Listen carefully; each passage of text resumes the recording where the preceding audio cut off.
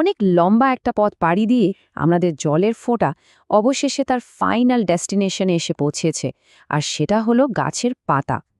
এটাই হলো সেই সোলার পাওয়ারে চলা কারখানা, যেখানে পুরো গাছের জন্য সমস্ত খাবার তৈরি হয়।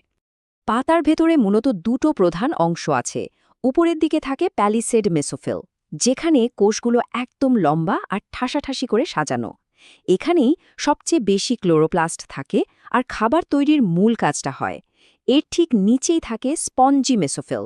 এখানকার কোষগুলো বেশ আলগাভাবে সাজানো, যার ফলে কার্বন ডাইঅক্সাইড আর অক্সিজেনের মতো গ্যাস চলাচলের জন্য অনেক ফাঁকা জায়গা থাকে।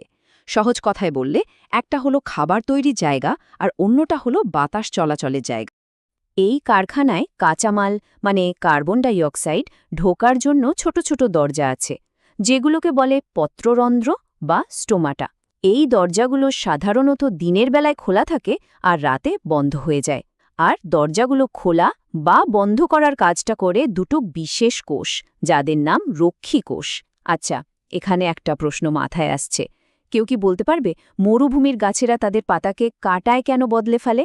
এর উত্তরটা কিন্তু এই জল বেরিয়ে যাওয়ার সাথে